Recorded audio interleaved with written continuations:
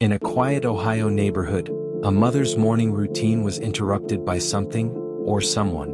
Her coffee was still warm. Her phone was left behind. And her front door, left open as if in a hurry. That was the last time anyone saw Melissa Carter alive. This is the story of how a sleepy street turned into a place of unanswered questions, and how the search for truth became a quest for vengeance. Melissa Carter was 34, a nurse, a devoted mother, and a steady presence in the community.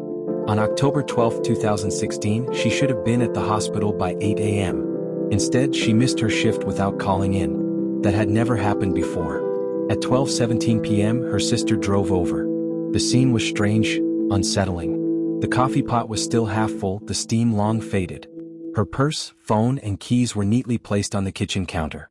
No signs of struggle. No notes. No goodbye. Police began knocking on doors. Most neighbors saw nothing unusual.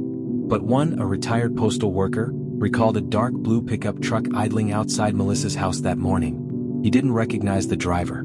Investigators began piecing together possibilities. Was it her ex-husband, Daniel, desperate after losing custody of their children? Could it be someone connected to a tense hospital dispute just weeks earlier? Or maybe, the man from an online classifieds ad where Melissa had been selling old furniture.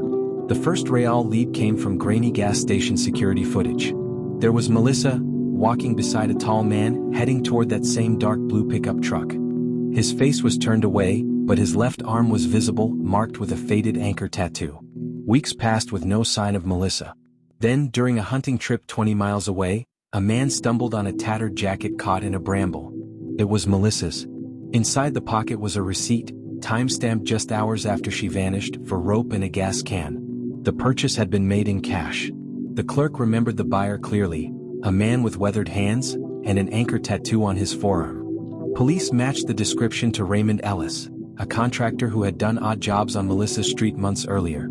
The hunt for Ellis stretched across state lines. When they found him, he was living under a false name in Indiana. He claimed Melissa left with him willingly. But forensic testing told another story. Traces of her hair and fibers from her jacket were found in the bed of his truck. Ellis was arrested and charged with kidnapping and second-degree murder. Without a body, it was a hard fight in court, but the evidence was strong enough. Melissa's family sat through every hearing, refusing to let her memory fade. Melissa's remains have never been recovered. Her children grew up without answers, and her sister still leaves a light on in the front window every night. It's not just for Melissa, she says, it's for us, because hope is the only thing that keeps the darkness away. Ellis will spend the rest of his life in prison with no chance of parole. But for Melissa's loved ones, justice feels incomplete. They wanted the truth. They wanted her home. Instead, they have a sentence and a lifetime of wondering. Wren Hollow Road isn't the same anymore. Neighbors still talk about the day Melissa disappeared, and how danger can hide in plain sight. Some crimes leave more than victims. They leave shadows in the hearts of those left behind, shadows that turn grief into determination.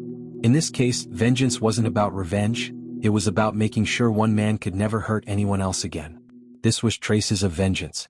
Because sometimes, the smallest clues leave the deepest marks. Like and subscribe for more stories where every trace matters and every clue leaves a mark.